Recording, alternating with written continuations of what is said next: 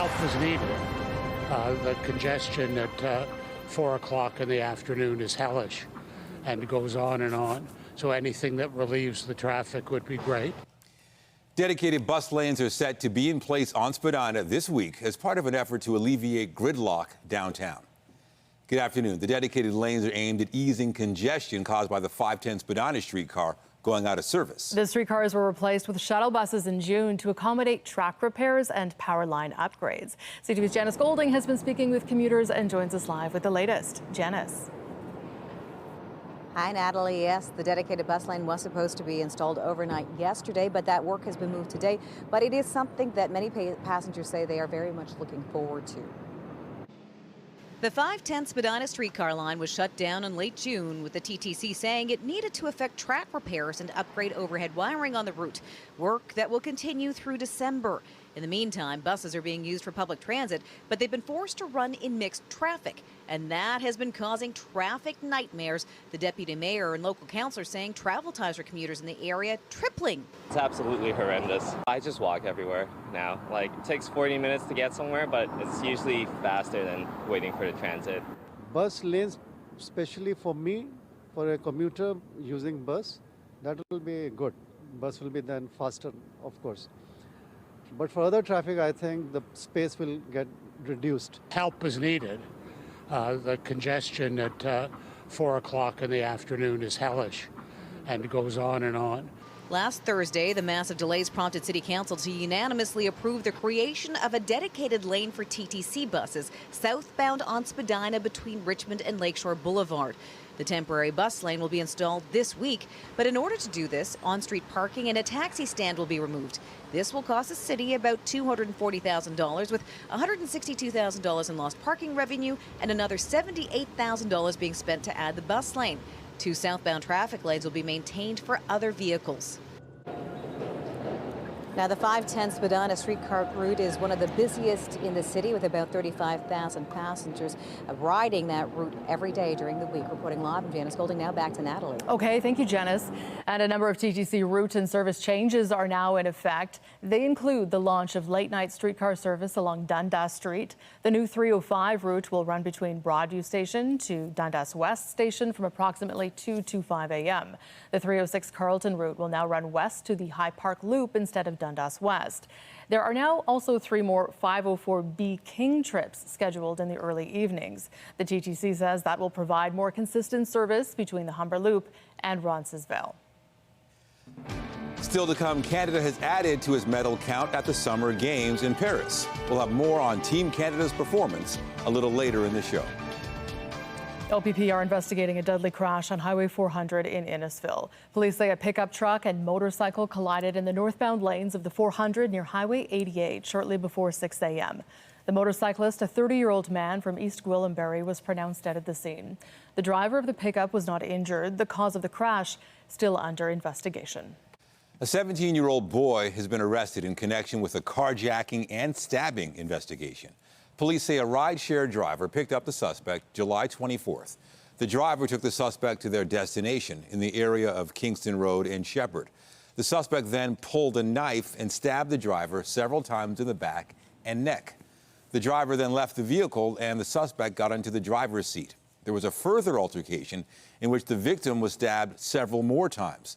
The suspect eventually ran from the scene and the victim was taken to hospital to be treated for serious but non-life-threatening injuries. The 17-year-old suspect has been charged with robbery with a weapon and aggravated assault. Police are searching for 2 suspects in connection with a distraction theft investigation. Investigators allege the 2 suspects, a man and a woman, approached an elderly man in his driveway in the area of Yonge and Shepherd last Saturday. The man asked the victim for directions while the woman attempted to pick his pockets. Nothing was stolen, but police say the suspects tried a similar theft on another elderly neighbor.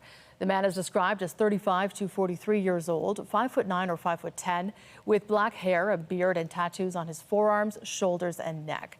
The woman is described as in her 30s with tattoos on her arms.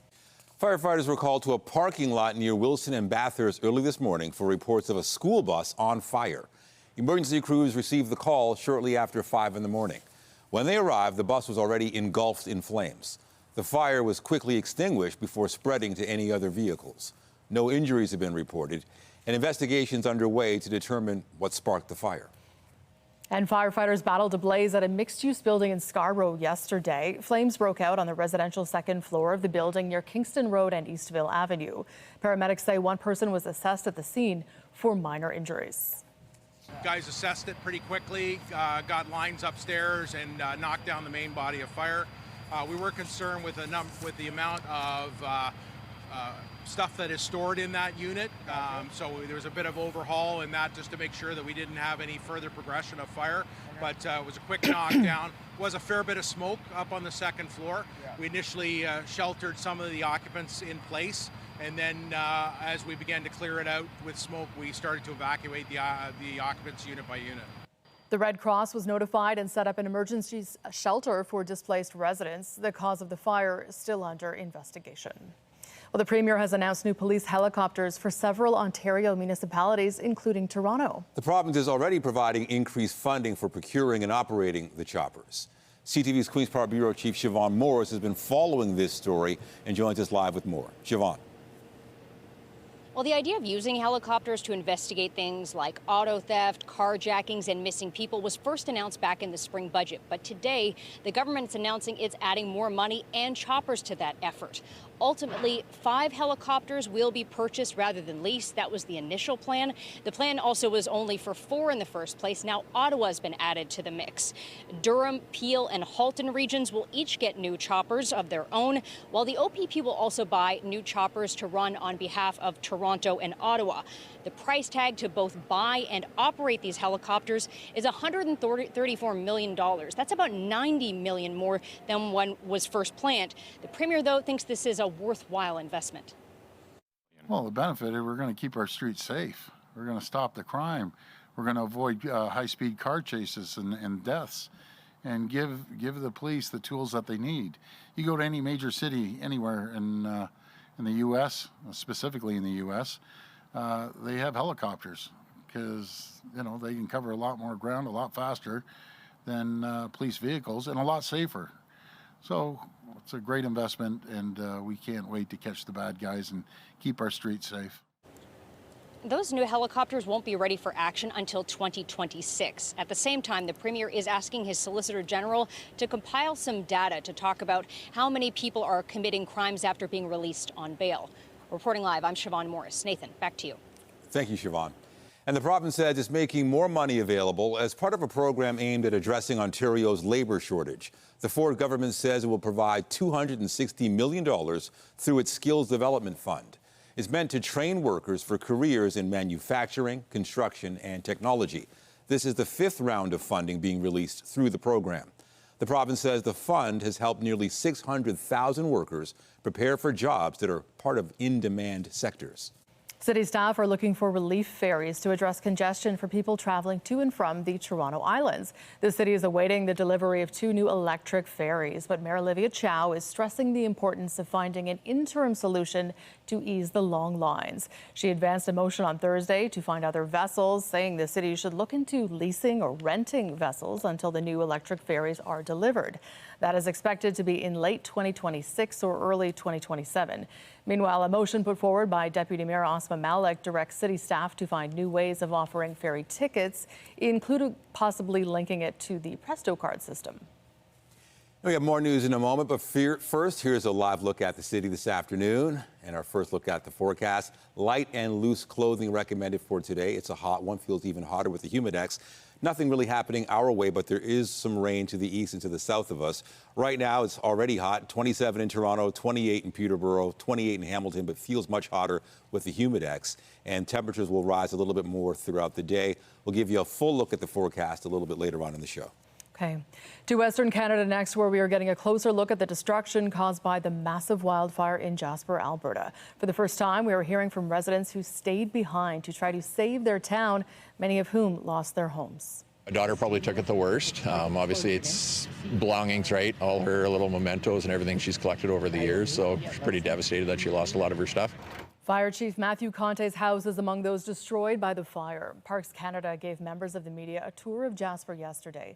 A small wildfire is still burning outside of the town. The larger fire that destroyed 1/3 of Jasper is farther out, still out of control. There is no timeline yet for when residents who were evacuated last Monday will finally get to go home. Hundreds of firefighters have been working around the clock to limit the damage in and around Jasper. CTV's Kathy Lee caught up with firefighters away from the front lines in the nearby town of Hinton. The job is difficult and dangerous, but a calling for firefighters to jump on the front lines of wildfires. We were all itching to get in there to help. Like we were just, everybody wanted to go. A fire like this is much bigger than just ourselves, so it's really satisfying for us to be able to help. The Hinton Fire Department doing their part. Now some are taking a much-needed break. Jenna Sitar returning to Jasper, this time leading a team. Images of destruction hard to put into words. It was quite raw that, you see Jasper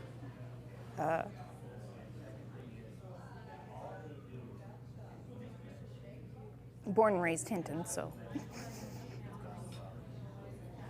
Hinton and Jasper are sister towns. Sitar and her team are among the more than 100 structural firefighters on the ground.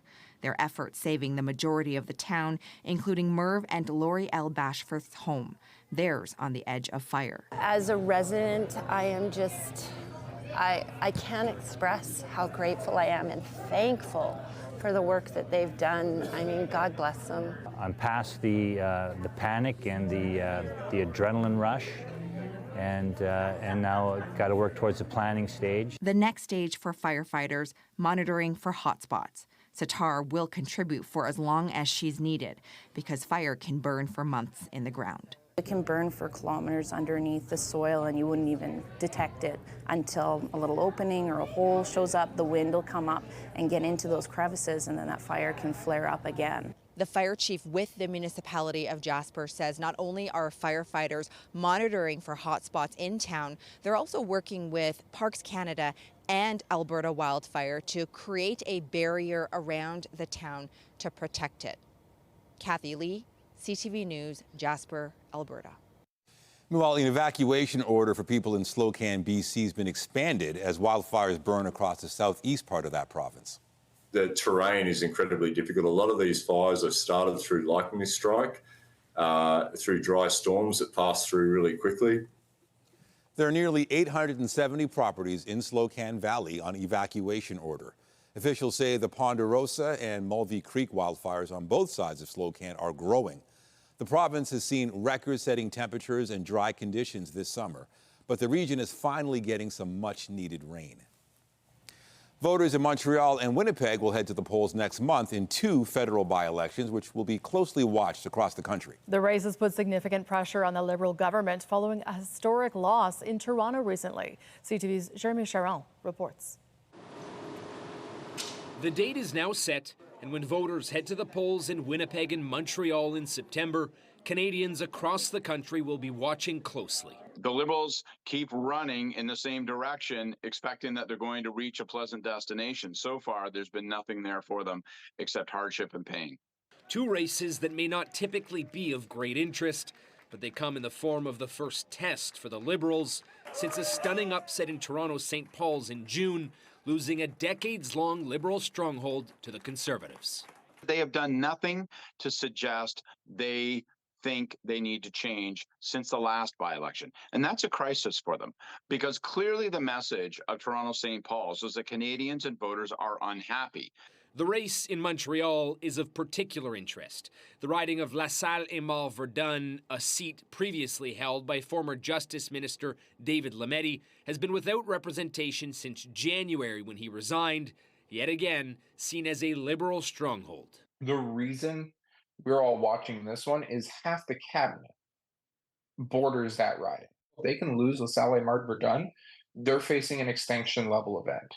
And polling has already shown it's likely to be a 3-way race between the Liberals, the Bloc, and the NDP. I think that this is a by-election where people will be taking, I think, a fresher look at all the parties. In Winnipeg, it's a race to replace NDP MP Daniel Blakey in Elmwood, Transcona, who resigned to work with Premier Wamp Canoe, a seat that has often been held by the New Democrats. I've never believed actually that there's any such thing as a safe seat. So I think that in seats that you traditionally hold, you have to really fight hard. 2 summer by-elections that are likely to serve as a bellwether for what's to come. Jeremy Sharon, CTV News, Ottawa. Well, the Summer Games in Paris are now in full swing, and Canada has already added to its medal count. Canada's earned its first gold medal of the Games, topping the podium in judo. CTV's Scott Hurst has been following the team's performance and joins us live now with more. Scott, this is a big one. Tell us more about Canada's gold medal. Nathan, this just happened moments ago. Canada went into today with 2 medals overall. We've already won 2 today, as you mentioned, including our first gold, and Canada is its first Olympic champion in judo. Canada's Krista Deguchi won just about 5-10 minutes ago. The #1 ranked Canadian dispatching a South Korean athlete to win Olympic gold. This is her Olympic debut, and so she wins in the 57-kilo category. The 28-year-old is already Canada's most decorated female judoka, now adding the one thing that everyone's going for, the one thing that was missing from her trophy case, and that is an Olympic gold. And of course, it is Canada's first Olympic gold of Paris 2024. And as I mentioned, Nathan, we went in today with 2 medals. We've already got 2, and there's a chance at more medals later on this afternoon as well. Yeah, great start. So what about diving? What happened there? So that is the other medal we won earlier this morning. Canada winning a bronze in diving. That is the pair of Nathan Zambor-Murray and Ryland Weens. Take home bronze in the men's synchronized 10-meter platform.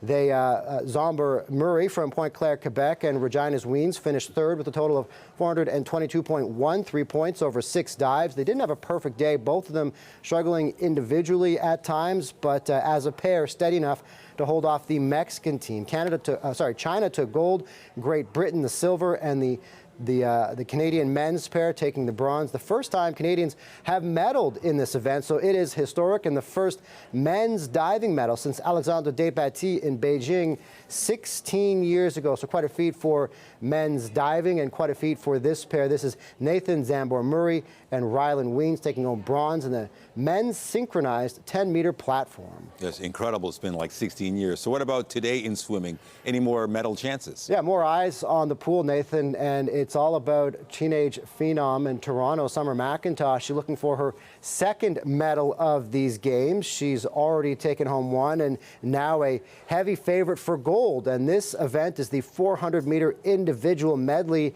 And this is a grueling event where swimmers complete 8 laps using 4 different strokes: the butterfly, the backstroke, the breaststroke, and freestyle. She currently holds the world record in the 400-meter individual medley. So going into this, Summer McIntosh, of course, just 17 years old, already winning a medal for Canada, now a gold medal favorite. That is happening later this afternoon. Also later this afternoon, Marie-Sophie Harvey will compete in the women's 200-meter freestyle final. So that takes place a bit later in the day as well. So more eyes on the pool and more chances for Canada to get to the podium and continue to add to our medal count, where we've already had 2 today after 2 over the first couple days of the Olympics so far. So quite a great day so far for Team Canada, with more chances at the podium ahead.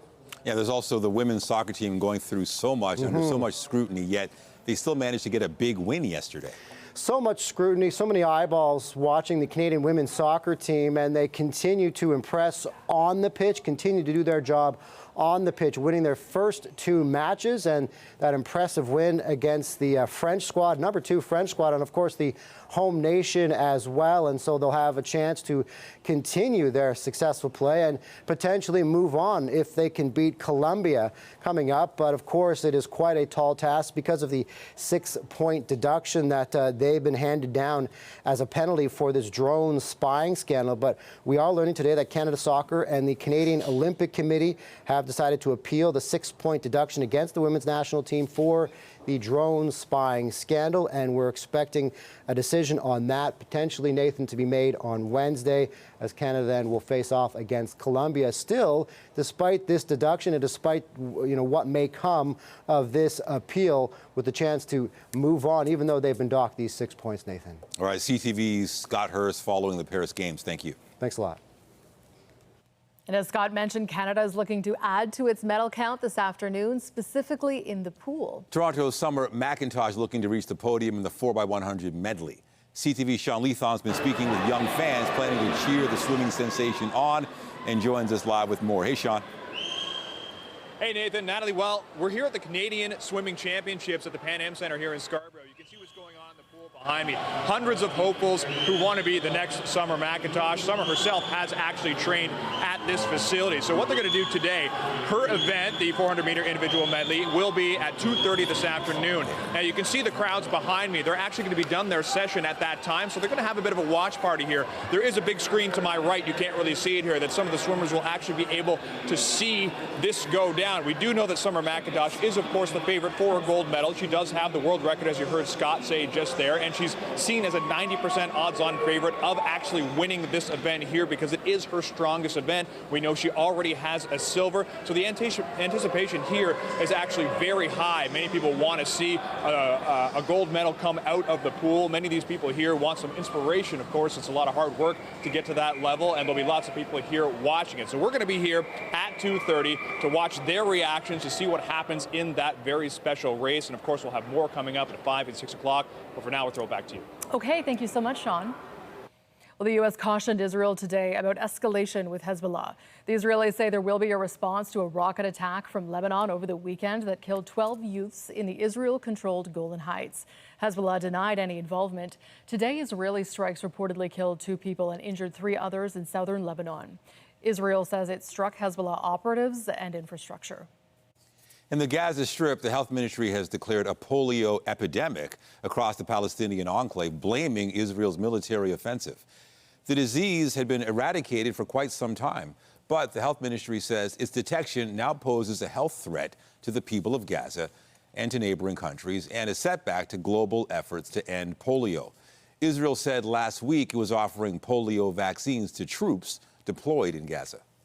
Internet services are back on in Bangladesh after protests against government job quotas were called off. It comes after security officials attempted to quell protests earlier this month, killing nearly 150 people and resulting in a nationwide curfew and internet blackout.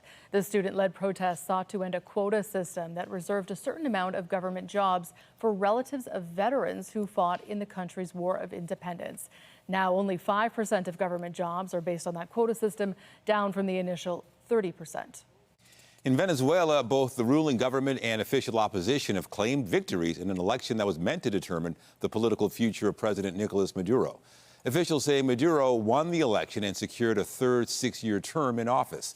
The opposition, led by newcomer Edmundo Gonzalez, also claimed victory in the race, alleging that electoral rules were violated.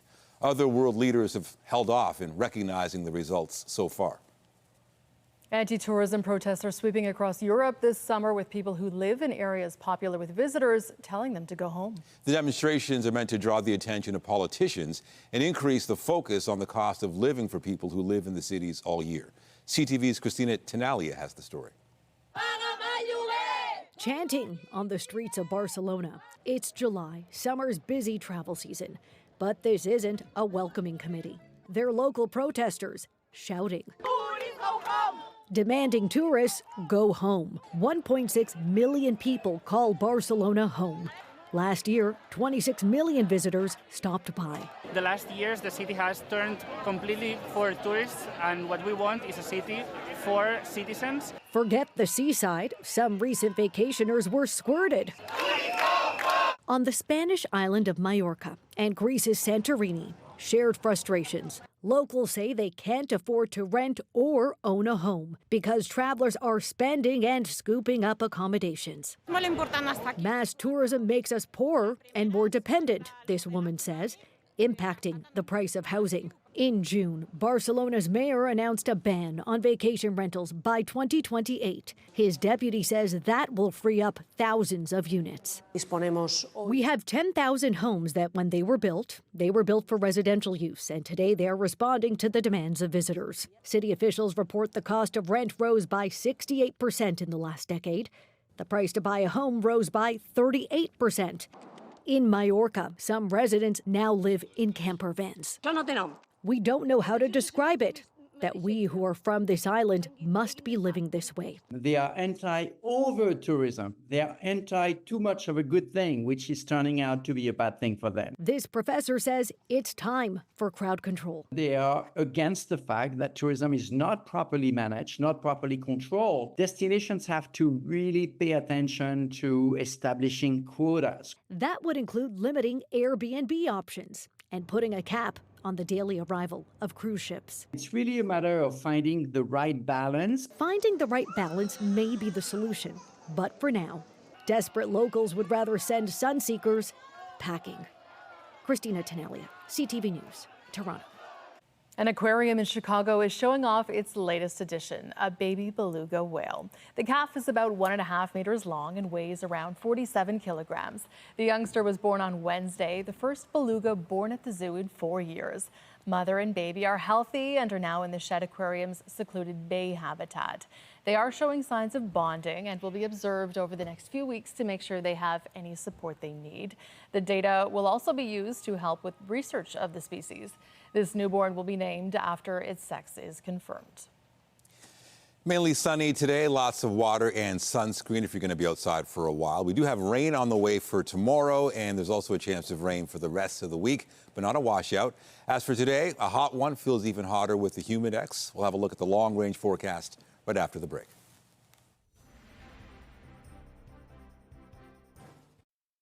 Weather is brought to you by the Presler Law Firm. Injury lawyers. You don't pay unless they win.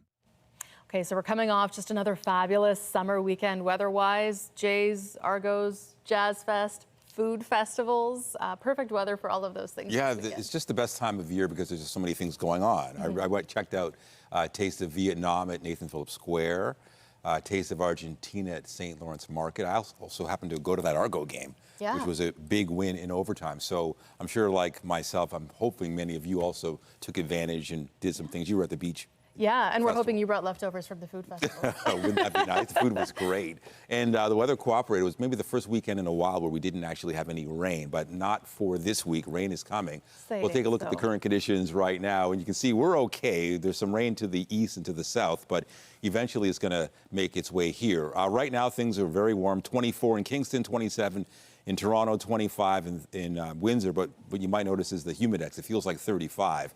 And the high, we're pretty much close to it, 30 here in Toronto, 30 in Waterloo, 30 in Peterborough, but it's going to feel even warmer than that. Again, one of those days. It's also going to be warm at night. It's only cooling down to 19 in Toronto, 17 in Peterborough, 18 in Waterloo. That's the trend. A bit of fog to the east of us, but nothing for us to worry about. And then the rain that you see, the green there, it is heading our way. So tomorrow we're talking at around 6 o'clock. We should notice that. And that's going to stay in the area for the evening and maybe even a little bit for tomorrow morning. So looking at the long-range forecast today, a hot one going up to 30 degrees, feeling like 36. Tomorrow, there's that chance of showers beginning in the evening, and that chance of showers will continue throughout the week. For Wednesday, chance of showers, a high of 30. Going to feel hotter than that. And then Thursday, the first day of the month of August, it's going to be a chance of showers again, a really hot one, the high of 30. And that risk continues on Friday. But the weekend, looking pretty good. There's a chance of showers on Saturday, but Sunday should be clear, a mixture of sun and clouds, still hot. So at least we can tell you that it's not going to be a washout. And don't forget, Saturday is the Caribbean Carnival, which is always fun to be at. Anyway, we'll give you a recap a little bit later in the show. Perfect. Well, in sports, the Blue Jays will be looking for a fourth straight win when they take on the Baltimore Orioles this afternoon. Swing and a fly ball deep right. Grossman back, looking at the wall. See you later. Jays beat the Texas Rangers 7-3 yesterday afternoon, completing a sweep of the defending World Series champs. The Jays are playing a doubleheader in Baltimore today with first pitch for Game 1 set for just after 3 p.m. Next season could be a family affair for a pair of players in the Maple Leafs organization. Let's see if we could stay fired up in the third period, and we've got a 2-goal lead. The Toronto Marlies have signed Alex Nylander, the brother of star forward William Nylander, to a one-year AHL contract. The younger Nylander spent last season with the Pittsburgh Penguins and Columbus Blue Jackets. Well, a group of Canadians is traveling to France to cheer on our country's Olympic athletes. They're turning their passion for running into a message of support and encouragement. CTV's Andrea Case has the story. Quentin Jacobs is packing his bags for Paris. He's not an Olympic athlete, but he is an athlete. Jacobs is an ultra-marathoner. 5 years ago, along with friends, created Escape, a long-distance relay marathon club. Escape was a crazy idea by some running friends to see, hey, listen, could we run from Toronto to New York City? That's how it started back in 2019. And we did it, and we quickly realized that there was a lot of fun to be had in bringing people together, the community together, to sort of participate in the adventure as well. To cities including New York and Chicago, they depart from the CN Tower, inviting people to run the first and last 10K along with them. Then they wondered how they could bring their snowball of energy to the Paris Olympics. This year, we've been invited by Lululemon to help share sentiments and support that's been garnered on a flag over the last several months. And the idea is that while other countries were waving their athletes off at the airport, Canada loves up on our athletes so much that we want to hand deliver these sentiments and this flag all the way to Paris this year. But they're not just walking into Canada Olympic House. A team of 6 will run into the City of Light. We're going to be traveling to the north of France, where we will start a 365-kilometer relay through the hillsides of France. We'll be running through Vimy Ridge. There's a rich Canadian history there, and running right past the Eiffel Tower into the cobblestone streets of Paris and right to the Canadian Olympic House. Running events held over the past few months allowed participants to send their well wishes. People have written down in their native language their sentiments. While I can't read it, I can definitely tell that it's from the heart. There are 3 flags in total, and they will hang where athletes, their families, and visitors will be able to see that the Canadian spirit is right there with them. Andrea Case, CTV News. Still to come, a new study suggests the rate of high blood pressure disorders in pregnancy has risen over the past decade in Canada. We'll have more on the data when we come back.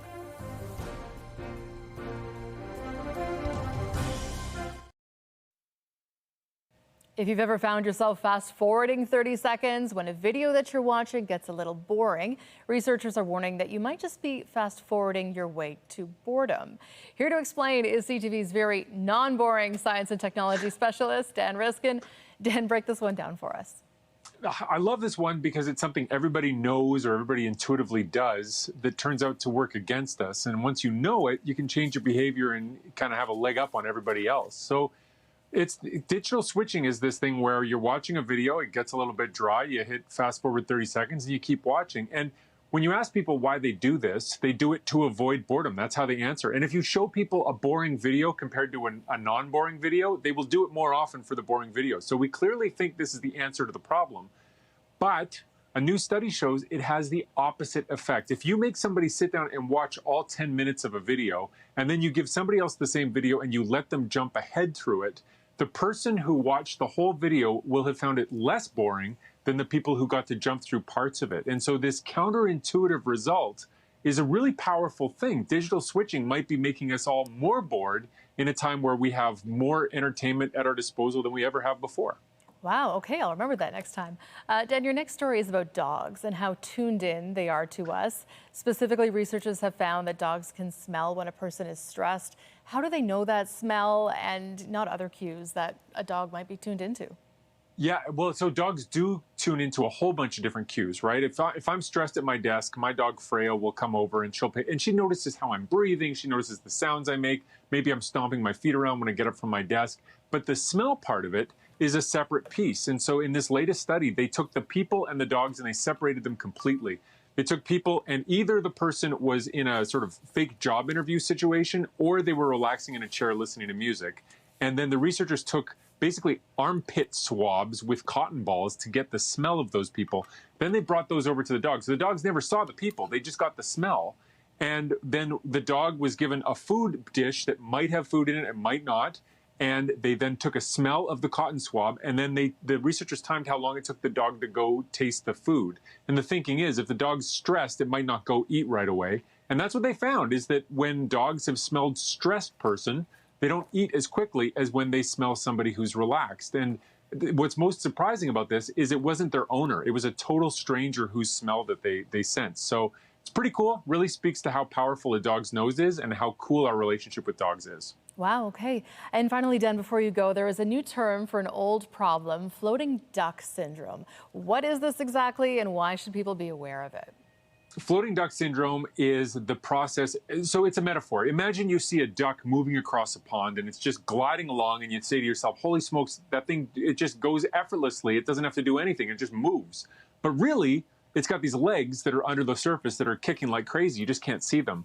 And that's the metaphor for what happens when we look at our LinkedIn feed, or we look at social media, or we talk to our friends, and everybody's having success, and we don't see anybody failing. We don't see anybody having hard work. And so that's floating duck syndrome. And researchers are saying that when you fall victim to that, that illusion, you're probably going to end up burning out because it makes you do more work than you should. Okay, CTV Science and Tech Specialist Dan Riskin. Dan, thanks as always for joining us. Thanks a lot. Take care. A new study suggests the rate of high blood pressure disorders in pregnancy has risen over the past decade in Canada. Research found rates of hypertension and preeclampsia increased by 40% between 2012 and 2021. The study's lead author says high blood pressure is dangerous for both the mother and fetus, but can be identified with regular monitoring. It can be treated with low-dose aspirin in people identified as being at risk. The findings were published today in the Canadian Medical Association Journal. Some exciting news for Marvel fans this weekend as Robert Downey Jr. announces he is returning to the Avengers franchise. The news comes with a twist as the star reveals he won't be coming back as Iron Man. Instead, Marvel says Downey Jr. will play a villain named Dr. Doom for at least one upcoming Avengers film. Well, that news has energized superhero fans. They were already having a big few days as the latest Marvel title dominated the weekend box office. I know I turn everything into a joke, but I care. Deadpool and Wolverine opened with $205 million US across North America. That gave it the biggest debut of 2024 so far and the biggest debut ever for an R-rated film, not to mention the 8th best opening weekend ever. Twisters fell to second, while Despicable Me 4 was in third. Thousands of Taylor Swift fans who were unable to secure tickets for a recent concert in Munich still found a way to catch a glimpse of the pop star's Eras tour.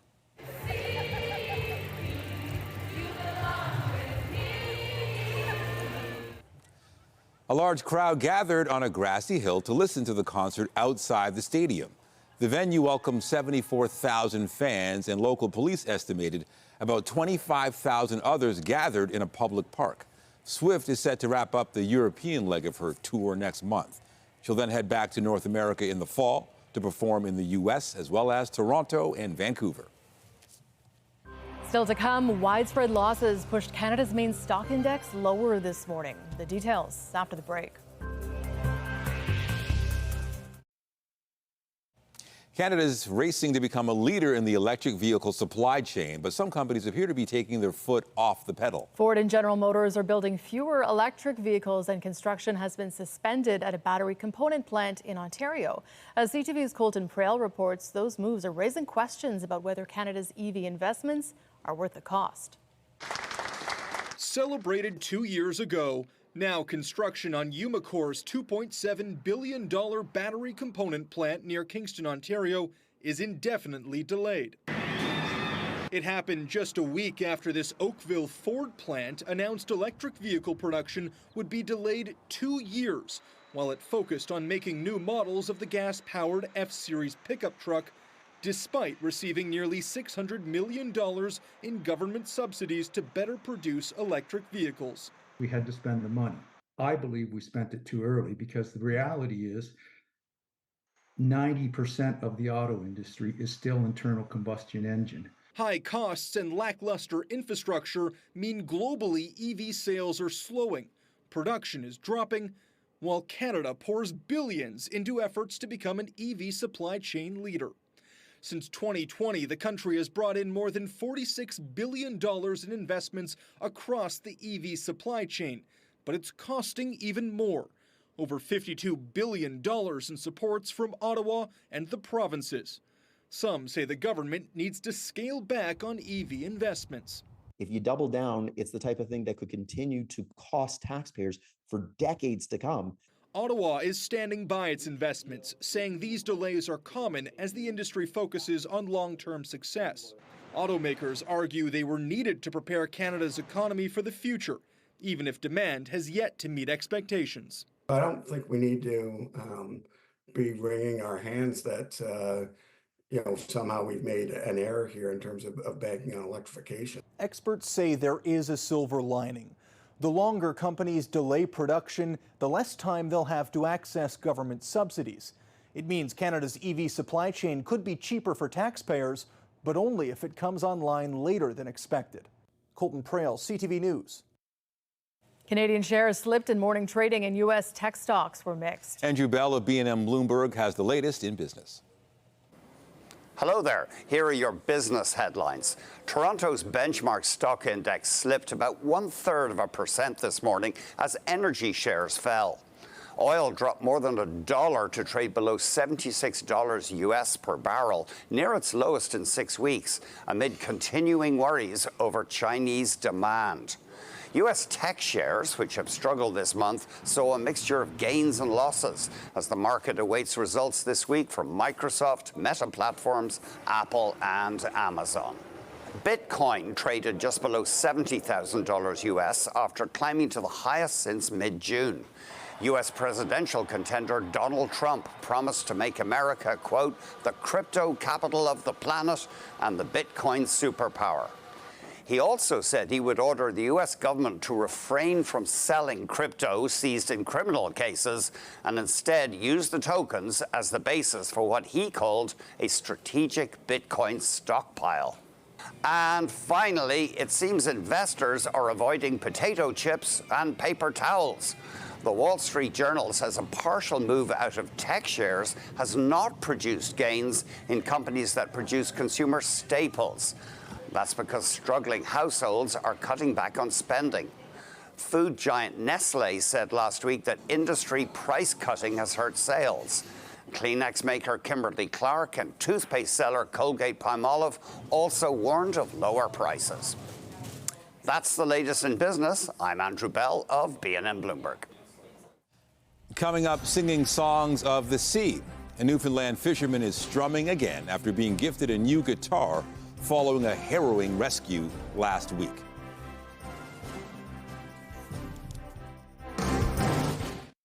One of Newfoundland's lucky 7, a group of fishermen who survived being lost at sea, is strumming again. He was gifted a guitar by his province's premier after losing his beloved instrument when his ship went down. CTV's Garrett Barry has his story.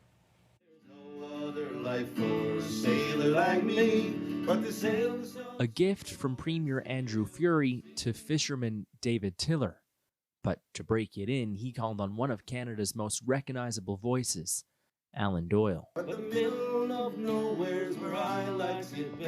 What a week it's been. Tiller's now known as one of Newfoundland and Labrador's lucky 7 fishermen who beat the odds, survived 50 hours on a life raft in the harsh North Atlantic, and somehow made it home. When my daughter she met me on the pier and she was crying and breaking her heart, and I said, Katie, I said, Dad is home for good. His boat, the Elite Navigator, caught fire last Wednesday. The 7 crew had just a few minutes to evacuate. In the 2 days of searching that followed, many in this province held their breath. Because here, the sea gives and it takes. Not this time. Rescuers outlasted the fog and found them, and the last flare they fired off. In the town of New West Valley, they celebrated. Some of Tiller's crewmates are anxious to get back on the water, but he's not. He says he may never go that far offshore again. When it comes to turbot, I just got too big of a fright. I can't put myself through it anymore. And I have 2 kids home. Tiller lost his guitar when the Elite Navigator burned.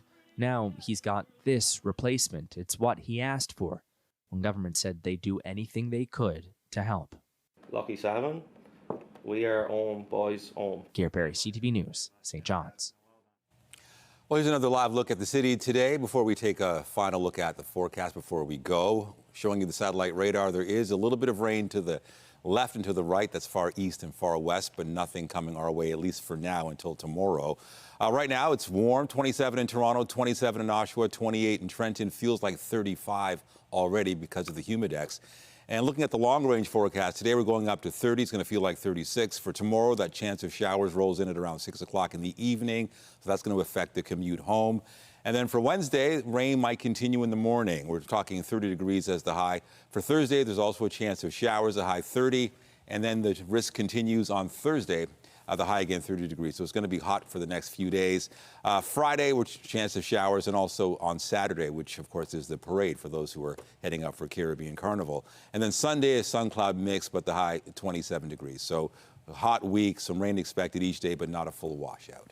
Well, that is it. That's it for CTV News at noon. Remember, you can catch Toronto's breaking news all day long on CP24 and at our website, ctvnewstoronto.ca. For all of us here at CTV News, thank you for watching. I'm Natalie Johnson. And I'm Nathan Downer. Be sure to join us later for CTV News at 5 and 6. Take care.